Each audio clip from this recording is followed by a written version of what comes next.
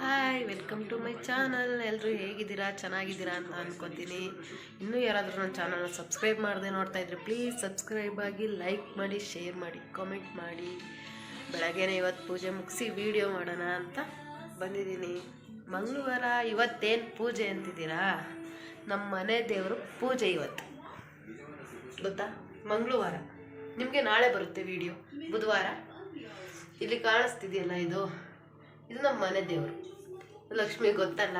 ವರಮಹಾಲಕ್ಷ್ಮಿ ಹಬ್ಬ ಮಾಡೋದ್ರಿಂದ ಶುಕ್ರವಾರ ಲಕ್ಷ್ಮಿ ಪೂಜೆ ಮಾಡ್ತೀವಿ. ಹೆಂಗಿದೆ ನಿಮ್ಮ ಕಡೆ ಮಳೆ ಎಲ್ಲ?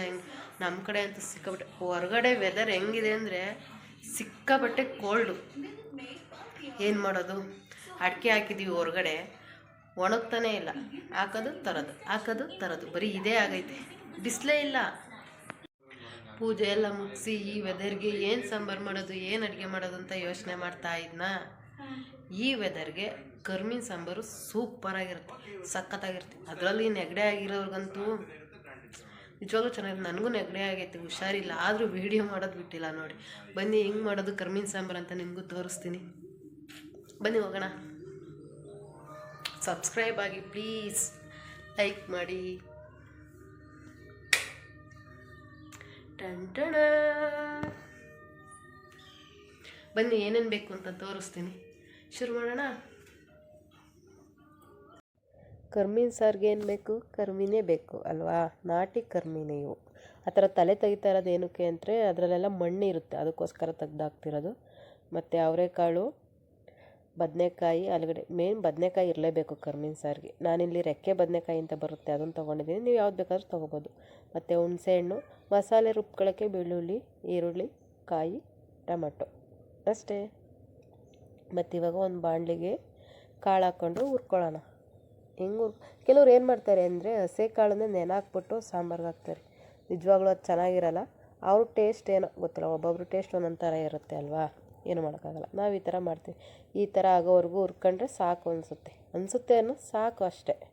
ಕಲರ್ ಚೇಂಜ್ ಆಗೋವರೆಗೂ ಹುರ್ಕೊಂಡ್ರೆ ಆಯಿತು. ಮತ್ತು ಇವಾಗ ಒಂದು ಕುಕ್ಕರ್ಗೆ ನೀರು ಹಾಕೊಂಡು, ನೀರು ಕಾಯ್ದಿರಬೇಕು. ಅದಕ್ಕೆ ಕಾಳು ಮತ್ತು ಆಲೂಗಡ್ಡೆ, ಬದನೆಕಾಯಿ, ಸ್ವಲ್ಪ ಉಪ್ಪು ಸ್ವಲ್ಪ ಹಾಕ್ಕೊಳ್ಳಿ. ಮತ್ತು ಆಮೇಲೆ ಹಾಕೋಬೇಕಾಗುತ್ತೆ, ಸ್ವಲ್ಪ ಹಾಕ್ಕೊಳ್ಳಿ ಉಪ್ಪನ್ನು. ಹಾಕೊಂಡು ಒಂದು 4-5 ಸಾಕು ಅನಿಸುತ್ತೆ. 4-5 ವಿಸಿಲ್ ಬಂದರೆ ಸಾಕು. ಕೂಗಿಸ್ಕೊಳ್ಳಿ. ನಾನಂತೂ 6 ಕೂಗಿಸಿದ್ದೀನಿ. ಯಾಕೆ ಅಂದರೆ ಅದು ಹುಣಸೆ ಹುಳಿ ಬಿಡ್ತೀವಿ ಅಲ್ವಾ, ಕಾಳೆಲ್ಲ ಒಂಥರ ಗಟ್ಟಿಗಾಗೋಗ್ಬಿಡುತ್ತೆ, ಅದಕ್ಕೋಸ್ಕರ ಅಷ್ಟೆ. ಇವಾಗ ಕರ್ಮೀನು ಹುರ್ಕೊಳ್ಳೋಣವಾ? ಕರ್ಮೀನು ಅಷ್ಟೇ. ಕೆಲವ್ರು ಏನು ಮಾಡ್ತಾರೆ ಅಂದರೆ ನೆನೆಸ್ಬಿಟ್ಟು ಮತ್ತು ಆಮೇಲೆ ಹುರಿತಾರೆ. ಅದು ನಿಜವಾಗ್ಲೂ ಚೆನ್ನಾಗಿರಲ್ಲ. ಅದೆಲ್ಲ ಒಂಥರ ಮೆತ್ತಗೆ ಹೋಗ್ಬಿಟ್ಟಿರುತ್ತೆ.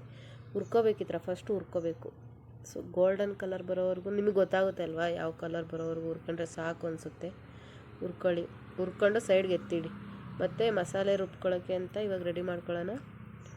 ಎಲ್ಲದು ಬೆಳ್ಳುಳ್ಳಿ, ಈರುಳ್ಳಿ ಮತ್ತು ಟೊಮೊಟೊ, ಕಾಯಿ ಇದೆಲ್ಲ ಹಾಕ್ಕೊಂಡು ಸ್ವಲ್ಪ ಸಾಂಬಾರು ಪೌಡ್ರು, ನಿಮಗೆ ಎಷ್ಟು ಬೇಕೋ ಅಷ್ಟು, ನೀವು ಎಷ್ಟು ಜನಕ್ಕೆ ಮಾಡ್ತೀರೋ ಅಷ್ಟು ಸಾಂಬಾರು ಪೌಡ್ರ್ ಹಾಕ್ಕೊಂಡು ನುಣ್ಣಗೆ ರುಬ್ಕೊಳ್ಳಿ. ಇವಾಗ ವೆದರ್ ಫುಲ್ಲು ಚೇಂಜ್ ಆಗಿದೆ ಅಲ್ವಾ? ಮೋಡ. ಮಕ್ಕಳಿಗಂತೂ ನೆಗಡಿ.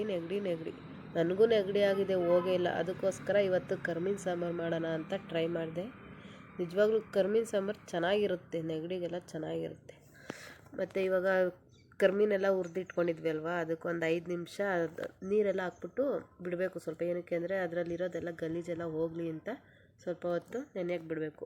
ಆಮೇಲೆ ಕಾಳೆಲ್ಲ ಬೆಂದಿರುತ್ತೆ ಅಲ್ವಾ, ಕಾಳೆಲ್ಲ ಬೆಂದಿರೋದನ್ನ ಇಳಿಸ್ಕೊಂಡು ಅದು ನೋಡಬೇಕು ಬೆಂದಿದೆಯಾ ಇಲ್ವಾ ಅಂತ ನೋಡ್ಕೊಳ್ಳಿ. ಒಂದು ಸಲ ಚೆನ್ನಾಗಿ ಮೆತ್ತಗಾಗಿರಬೇಕು, ಆವಾಗಲೇ ಚೆಂದ. ಏನಕ್ಕೆ ಅಂದರೆ ಹುಳಿ ಬಿಟ್ಟಾಗ ಮತ್ತೆ ಅದೆಲ್ಲ ಗಟ್ಟಿಗೆ ಹೋಗ್ಬಿಟ್ಟಿರುತ್ತೆ, ಅದಕ್ಕೋಸ್ಕರ ಅಷ್ಟೇ.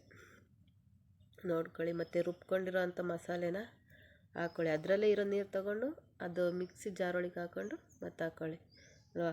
ನಾನು ಮಾತ್ರ ಅಡುಗೆ ಮಾಡಬೇಕಾದ್ರೆ ಚೆಲ್ಲುತ್ತೆ, ಅಯ್ಯೋ ವೀಡಿಯೋ ಮಾಡ್ತಿದ್ದೀನಿ ಒರೆಸ್ಕೋಬೇಕು, ಆ ಥರ ಎಲ್ಲ ಏನು ಮಾಡ್ಕೊಳ್ಳಲ್ಲ. ಯಾಕೆಂದರೆ ಕಾಮನ್ ಅಲ್ವ ಅಡುಗೆ ಮಾಡಬೇಕಾದ್ರೆ ಅದೆಲ್ಲ ಆಗೋದು, ಗಲೀಜಾಗೋದು. ಅಡುಗೆ ಆದಮೇಲೆ ಮತ್ತೆ ಅದನ್ನು ಸರಿ ಮಾಡ್ಕೊಂಡ್ರೆ ಆಯಿತು. ಮತ್ತು ಇವಾಗ ಹುಣಸೆ ಹುಳಿ ಬಿಡ್ತಾಯಿದ್ದೀನಿ. ಕೆಲವರು ಹುಣಸೆಹಣ್ಣ ಮಸಾಲೆ ರುಬ್ಬೇಕಾದ್ರೆ ಹಾಕ್ಬಿಟ್ಟಿರ್ತಾರೆ, ನಿಜವಾಗ್ಲೂ ಚೆನ್ನಾಗಿರಲ್ಲ, ಅದು ಚೆನ್ನಾಗಿರಲ್ಲ. ನಾನು ಈ ಥರ ಹಾಕ್ಕೊಂಡೆ ಮಾಡೋದು. ಆಮೇಲೆ ಹುಣಸೆಹಣ್ಣಿನ ರಸನ ಜಾಲ್ರೆಗೆ ಹಾಕ್ಕೊಂಡು ಸೋಸ್ಬಿಟ್ಟು ಹಾಕ್ತಾರೆ. ನನಗೇನು ಅವಶ್ಯಕತೆ ಇಲ್ಲ, ನಾನು ಕೈಯಲ್ಲೇ ಮಾಡ್ಕೊತೀನಿ. ಹುಣಸೆಹಣ್ಣು ಮಾತ್ರ ಎಸೆಯೋಕ್ಕೆ ಹೋಗಬೇಡಿ, ಬೇಕಾಗುತ್ತೆ, ಆಮೇಲೆ ಹೇಳ್ತೀನಿ ಏನಕ್ಕೆ ಅಂತ. ಈ ಥರ ಹಾಕಿದ್ವಲ್ಲ ಕರ್ಮೀನ ಸ್ವಲ್ಪ ಸುಮಾರಾಗಿ ಕೈ ಆಡಿಸ್ಬಿಟ್ಟು ಅದರೊಳಗಡೆ ಹಾಕ್ಕೊಳ್ಳಿ. ಏನಕ್ಕೆ ಗೊತ್ತಾ ಹುಣ್ಸೆಹಣ್ಣು ಎಸಿಬೇಡಿ ಅಂತ ಹೇಳಿದ್ದು. ಕರ್ಮೀನೆಲ್ಲ ಹುರ್ಕೊಂಡಿರ್ತೀವಲ್ವ, ಪಾತ್ರೆ ಎಲ್ಲ ಅದೇ ಸ್ಮೆಲ್ ಬರ್ತಿರ್ತಲ್ಲ, ಅದೇ ಹುಣ್ಸೆಹಣ್ಣು ಹಾಕ್ಕೊಂಡು ಸ್ವಲ್ಪ ತೊಳೆದ್ಬಿಟ್ಟು ಹಾಕಿ ಮತ್ತೆ ನೆಕ್ಸ್ಟ್ ಬೆಳಿಕೊಂಡ್ರೆ ಅದು ಸ್ಮೆಲ್ ಇರೋಲ್ಲ, ಅದಕ್ಕೋಸ್ಕರ ಅಷ್ಟೇ ಹೇಳಿದ್ದು. ಮತ್ತು ಸ್ವಲ್ಪ ನಿಮ್ಗೆ ಎಷ್ಟು ಬೇಕೋ ಅಷ್ಟು ಉಪ್ಪು ಹಾಕ್ಕೊಳ್ಳಿ.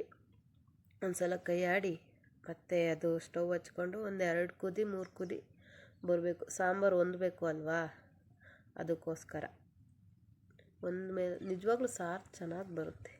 ನೋಡಿ, ನೀವೊಂದು ಸಲ ಟ್ರೈ ಮಾಡಿ. ಈ ವೆದರ್ಗೆ ಸಾಂಬಾರು ಸೂಪರಾಗಿರುತ್ತೆ. ಟ್ರೈ ಮಾಡಿ ಒಂದು ಸಲ ಹೇಳಿ ಹೆಂಗಿರುತ್ತೆ ಅಂತ ನೋಡೋಣ. ಎಷ್ಟು ಜನ ಟ್ರೈ ಮಾಡ್ತೀರಾ ನೋಡೋಣ. ಚೆನ್ನಾಗಿರುತ್ತೆ. ಸಾಂಬಾರು ರೆಡಿಯಾಗೈತೆ, ಮುದ್ದೆಗೆ ಹಾಕ್ಕೊಂಡು ಊಟ ಮಾಡೋದಷ್ಟೇ. ಸಾರಿ, ಕ್ಯಾಮ್ರಾ ಸ್ವಲ್ಪ ಸರಿಯಾಗಿ ಇಟ್ಕೊಂಡಿಲ್ಲ, ನಾನು ನೋಡಿಲ್ಲ. ಟ್ರೈ ಮಾಡಿ ನೀವು ಒಂದು ಸಲ. ಬಾಯ್, ಥ್ಯಾಂಕ್ ಯು.